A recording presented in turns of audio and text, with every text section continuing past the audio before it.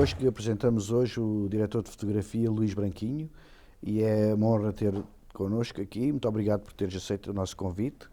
Uma Ah, honra.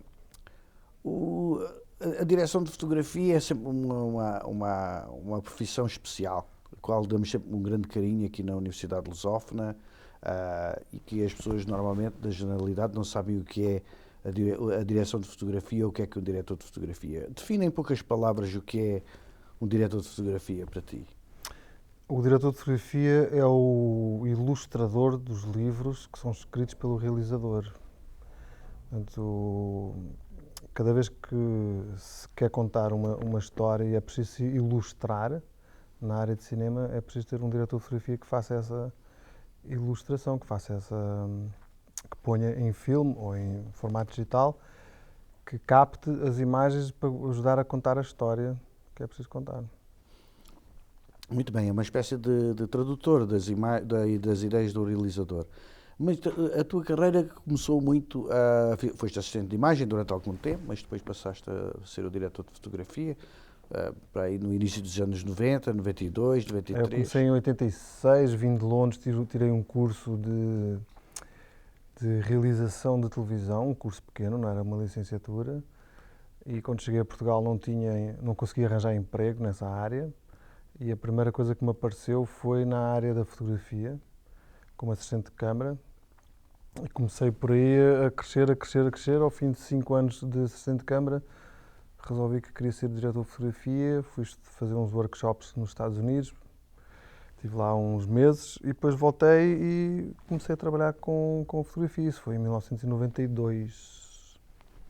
Eu lembro-me mais ou menos, não foi em 92, mas talvez ainda nos anos 90, talvez para aí em 96, 97, se não foi mais tarde. Há uma publicidade que marca completamente até a história da publicidade em Portugal, que foi feita e fotografada por ti, com a realização do Diamantino, que era o azeite galo. Como é que, 1996. mais precisamente em 1996. Janeiro e fevereiro de 96. Conta-me essa, porque a partir daí a publicidade, portanto, a publicidade em Portugal mudou completamente. É? Sim, porque a partir dali, a partir dessa altura, a publicidade que era tinha um certo ar amador, tinha um certo aspecto amador, a partir dali a publicidade portuguesa tornou-se muito mais profissional, muito mais requintada, muito mais melhor tecnicamente. Eu acho que tem que se agradecer muito ao Diamantino, nesse aspecto, porque ele foi buscar padrões a outros mercados ingleses e americanos, outras referências para trazer para cá para produzir. Ele tentou quebrar várias barreiras, como o uso de atores na publicidade, que não era uma coisa que os realizadores da altura gostavam de trabalhar. Não haviam necessidade nenhuma de ter atores a fazer os papéis. O Diamantino fazia questão sempre que fossem atores, mesmo que fosse o papel mais pequenino. Investia muito na estética dos filmes e em publicidade. Acho que é fundamental que isso aconteça, porque uma boa ideia não é todos os dias. Agora, uma boa ideia suportada por uma boa técnica passa muito mais, tem um impacto muito maior.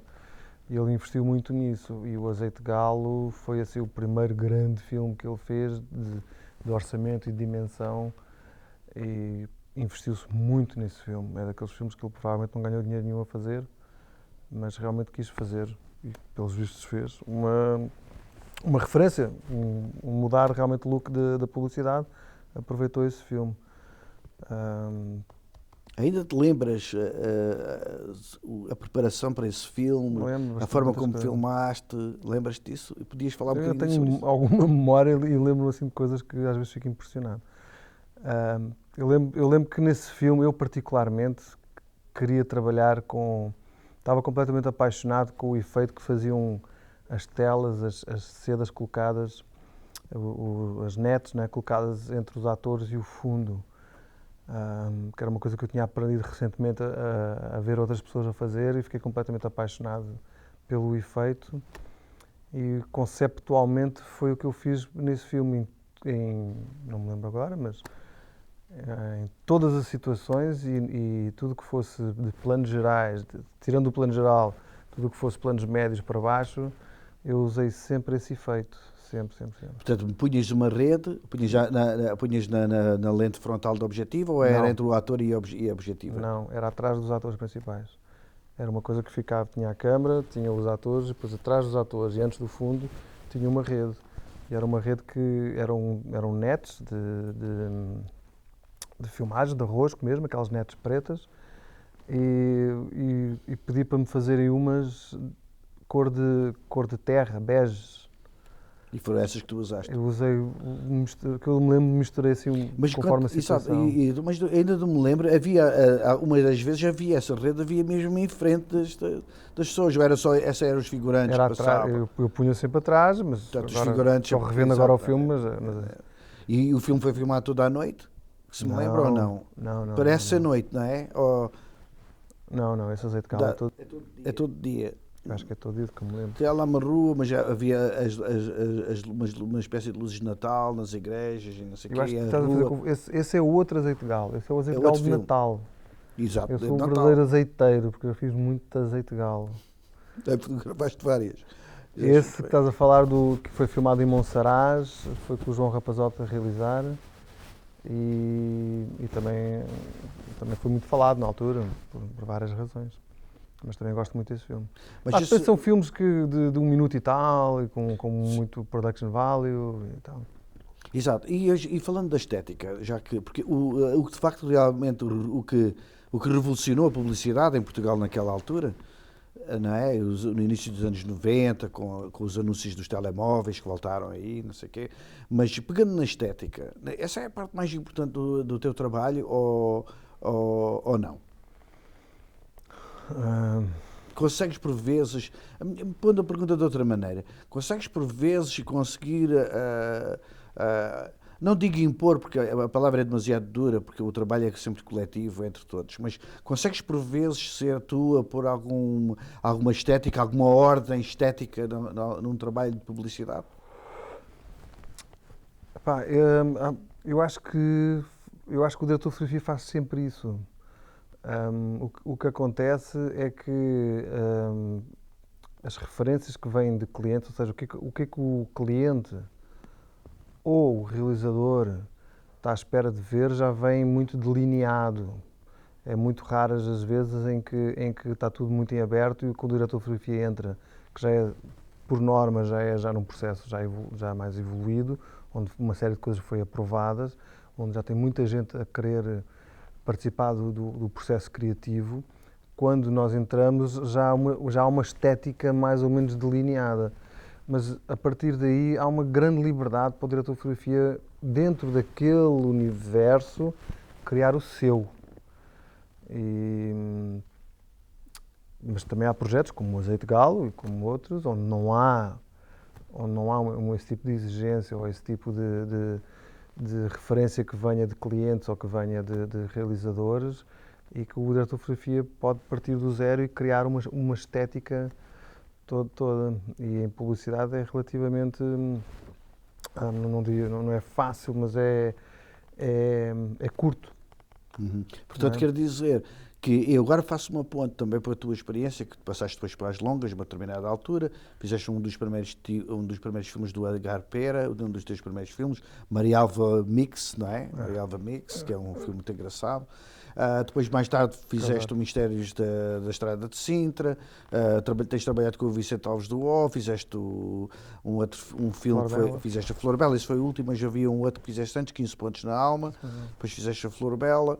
E ainda fizeste com o Barão, também com o Edgar Pera, todo a preto e branco, que te deu algum reconhecimento, também alguns prémios. A estética aí, portanto, aí o diretor de fotografia tem um pouco mais de liberdade, não tem? Ou depende muito do trabalho, ou depende dos realizadores?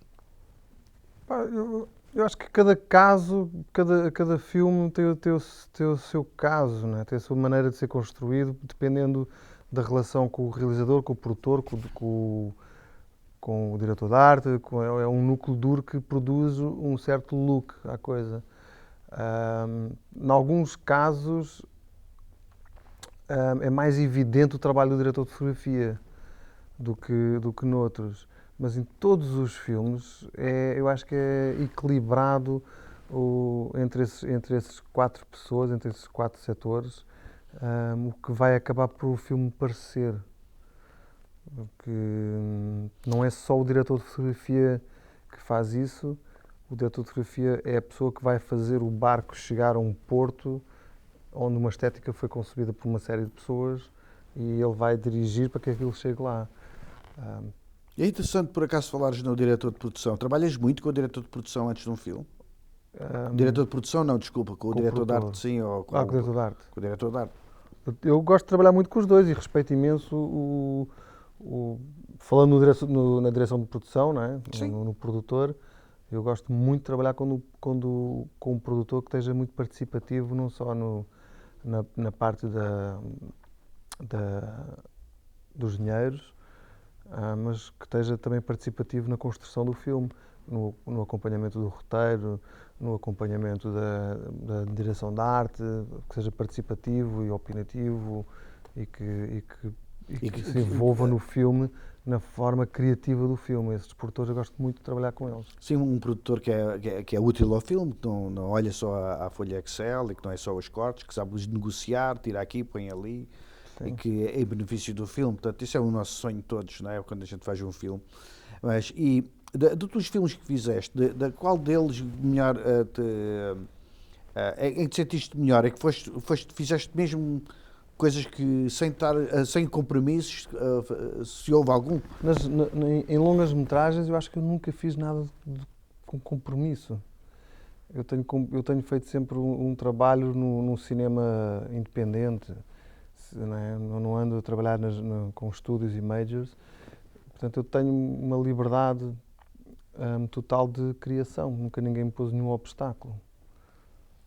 Ao contrário da publicidade, em que pontualmente há alguns obstáculos colocados porque não interessa ao cliente que a coisa esteja mais assim ou mais assado, está muito escuro, está muito claro, está muito não sei o quê. Há umas opiniões muito fortes porque eles estão muito preocupados com o objetivo comercial e acham que às vezes aquela estética não se adequa ao que eles estão a fazer e a opinião deles tem peso. Exato, e arrisca um pouco também, não é? Sim, arrisca um pouco, mas a gente tem que os ouvir, não é? De alguma forma temos que os ouvir. No cinema nunca tive esse problema. Portanto, tudo aquilo que eu resolvi que ia fazer, fiz-o. E se não fui mais longe, foi por uma limitação própria.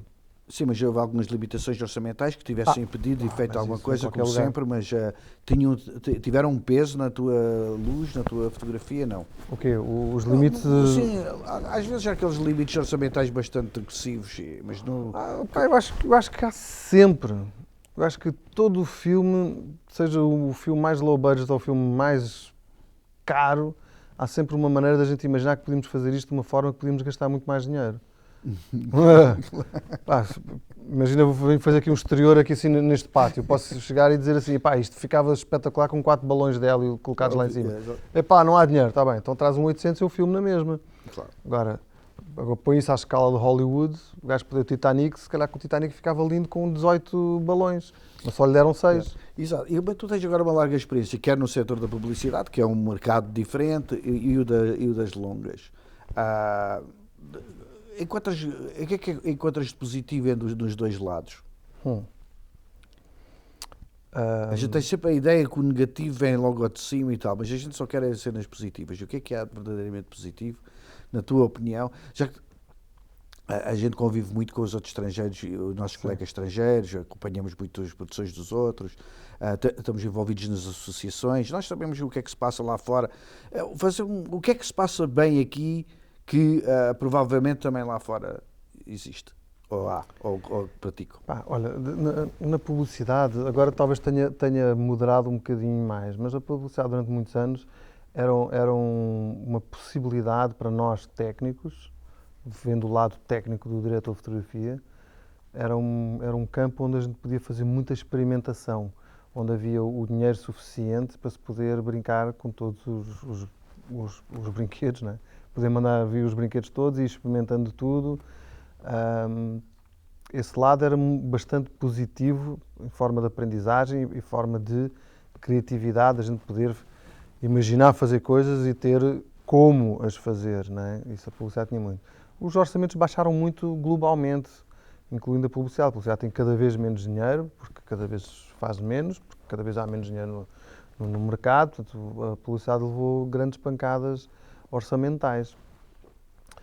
A vantagem de fazer publicidade é que todas as semanas ou todos os 15 dias tens de criar um ambiente completamente diferente, estás a lidar com situações bastante diferentes, estás a criar, uma semana estás a fazer um filme de carro cheio de movimentos, na semana a seguir estás a fazer um detergente qualquer, uma mulher a falar para a câmara, e tens que criar esses ambientes todos regularmente.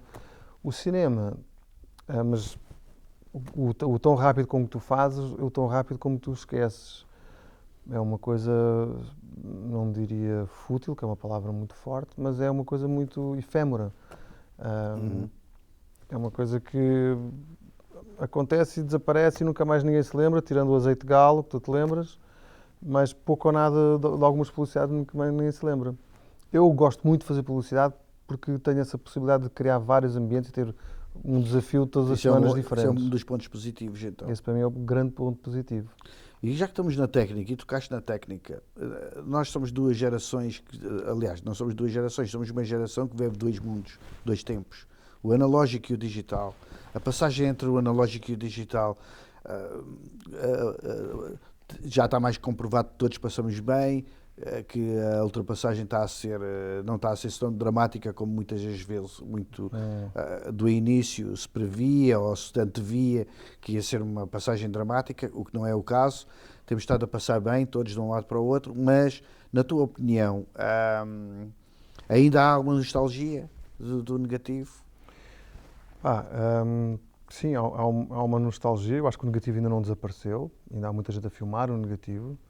Ainda não há razão para o negativo de desaparecer até eles conseguirem inventar uma câmara digital que seja melhor que o negativo.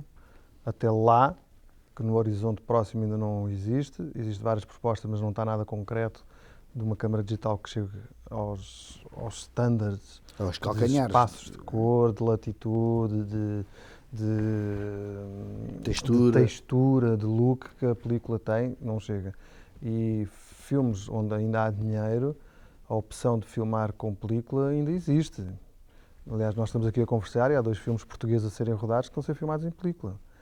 Portanto, são com certeza orçamentos baixíssimos, mas onde a opção estética do realizador, produção, diretor de fotografia, foi de fazer em película. E há com certeza um sacrifício muito grande, mas há uma prioridade que aquilo é uma ideia de que aquilo é prioritário, o look do filme.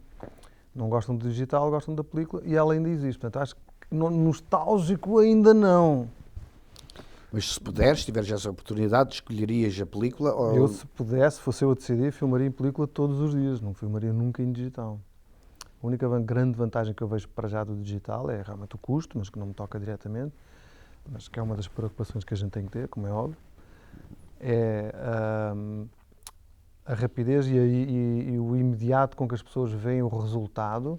Eu acho que isso também é muito válido, porque um dos problemas no tempo da película é que só amanhã é que tu vais ver como é que ficou o resultado. Portanto, toda a confiança de como é que o projeto está a ser desenvolvido, todos aqueles milhões que estão sendo postos naquele dia para toda a gente estar a filmar, está tudo nos ombros de um diretor de fotografia, que é uma espécie de um mago, um mágico, que só ele é que sabe como é que aquilo vai ficar no fim, ou espera-se que ele saiba como é que aquilo vai ficar no fim, e só amanhã é que toda a gente vai ter consciência do que é que andaram a fazer no dia. Foi um choque muito grande para a nossa classe, para os diretores de fotografia, quando perdemos esse poder.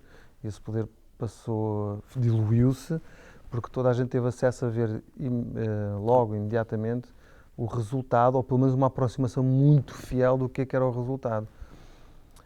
Eu agradeço isso, tirarem-me de cima a ideia de que eu sou um químico, um mago qualquer, que eu é que sei como é que a química vai funcionar, que sou o único que sei como é que aquilo vai acabar. E gosto da ideia da partilha com um diretor de arte, com um realizador, principalmente, que podem estar ali sim naquele momento a ver se o ator está iluminado, se o ator não está iluminado, se está focado, se o decor está bem colocado, se aquilo está escuro, se aquilo está claro, se não sei o quê, porque toda a gente pode participar muito mais vivamente do que está a acontecer. Isso acho que é o grande lado positivo do digital. Tirando isso, acho que ainda está muito aquém. Como técnico, não é? Como captura de imagem. Não, há aí várias câmaras, não é? Temos a Sony F65, temos a Red, temos a Alexa, que é a grande câmara, aliás, a mais popular, é a Alexa. O que é que dizes dessas três câmaras? Tens alguma opinião formada das três câmaras? Usas a câmara, uma pergunta mais específica em relação, escolherias uma destas três câmaras para um determinado projeto ou não é bem assim? Sim, o que eu sinto é que há uns anos atrás a gente escolhia a película que melhor se encaixaria para fazer aquele projeto. Queríamos fazer um filme que era muitas noites, escolhíamos aquela película porque é melhor, ou queríamos um filme muito contrastado, escolhíamos a outra, queríamos um filme muito frio, escolhíamos a Fuji, né? Andávamos por aí, havia ali assim umas 5, 8 películas e que nós deveríamos conhecer como é que essas películas se comportam a nível de latitude, de contraste, de cor, de reprodução de tons de pele e brincávamos com essas escolhas. É exatamente da mesma maneira que eu olho para as câmaras digitais hoje em dia. Portanto, eu sei que a Alexa produz-me um certo tipo de imagem, com um certo tipo de resolução, um certo tipo de reprodução de tons de pele, uma certa maneira como se comporta nas luzes altas e como se comporta nas luzes baixas. Todas elas têm um certo comportamento. Portanto, conforme o filme, escolherei a câmara que eu acho que é mais adequada à textura para aquele filme que eu imagino. Por exemplo, filmes em que eu quero fazer coisas... Agora estamos a falar em publicidades, né, que é assim a coisa mais imediata.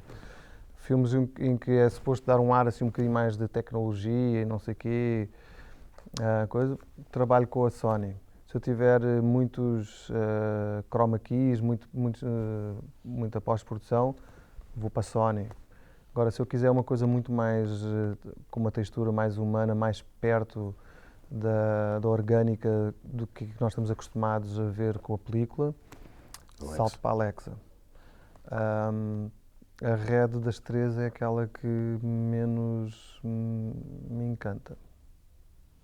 Mas a última, Dragon. a Dragon é a última que menos... Mas mesmo assim, como estava ali assim a falar há bocado, depois eu fiz um teste de comparação das três câmaras e durante o teste, a Dragon, a Red, parecia muito abaixo das outras e uma vez corrigido, uma vez aplicado a correção de cor e preparado para o Color Space, para a projeção, para o DCP. Para o DCP, a Red mostrou uns resultados muito bons. Surpreendido. Surpreendeu-me, mas ainda, a meu ver, ainda tem uma textura muito vídeo, ainda é uma coisa muito... Metálica. Uma coisa muito... Eu, sem dúvida nenhuma, a câmara que atualmente mais gosto é a Sony F65. Esta última é a F65. A F65, para mim, é a melhor câmara digital que andei. Mas ela é melhor em textura, em qualidade de imagem. No fim do dia...